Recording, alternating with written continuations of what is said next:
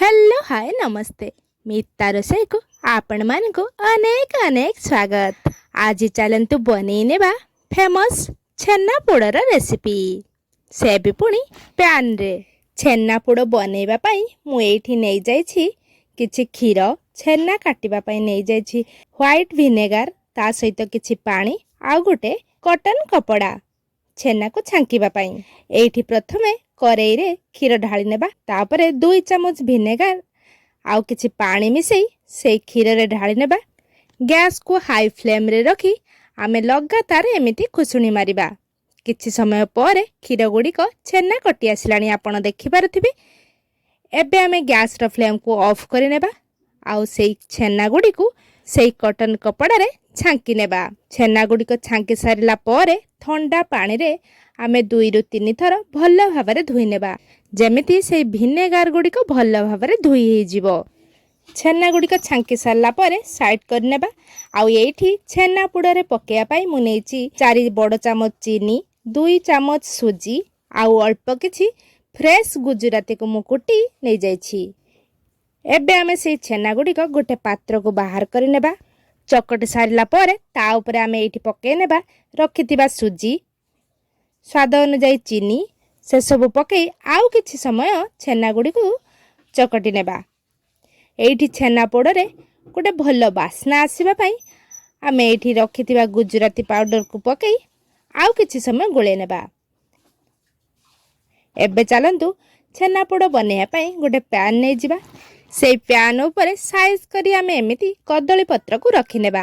ता ऊपर चकटी रखिथिबा छेना को देई देबा आउ भल भाबरे एमिति स्प्रेड करि नेबा। एबे आमे गैस टी को लगे नेबा आउ सेई पैन टी को बसई नेबा गैस ऊपर। ता ऊपर आउ किछि कदली पत्र को आमे एमिति कवर करि नेबा आउ गोटे प्लेट टे घुडे नेबा। लो फ्लेम रे आमे कुक करिबा। 10 रु 15 मिनिट होई आसिले आमे प्लेट टी को बाहर करि नेबा।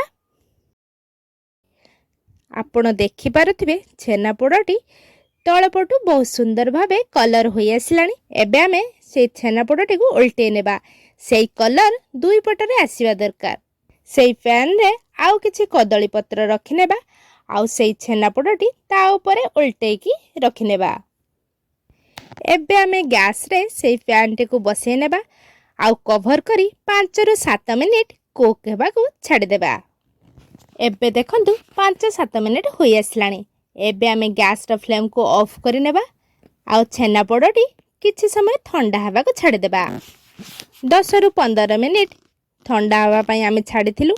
एबे देखंतु ठंडा होई आसिलानी। ता ऊपर थिबा कदली पत्र ओडी को बाहर करि नेबा। आपण देखि पारुथिबे छेना पोड़टी हमर केते सुंदर भाबरे दुई पट पूरा नाली नाली होई बनी जाइछि। एबे आमे प्लेट रखी पीस पीस करी काटी नेबा। एबे देखंतु आमर रेडी होई गला होममेड छेनापोड़। आपण एही प्रोसेस रे छेनापोड़ घरे निहाती ट्राई करंतु आउ केमिति लागिला आम सहित शेयर करबा को जमा भी भूलिबेनी। रेसिपीटी आपण को पसंद आसिले वीडियोटी को लाइक कर देबे आउ सांग मानक सहित शेयर भी कर देबे। एमिति नुआ नुआ रेसिपी रा नोटिफिकेशन पाइबा पाई मो चैनल को सब्सक्राइब कर देबे। पुणी देखाबो एक नुआ रेसिपी सहित। से पर्यंत रहिली नमस्कार।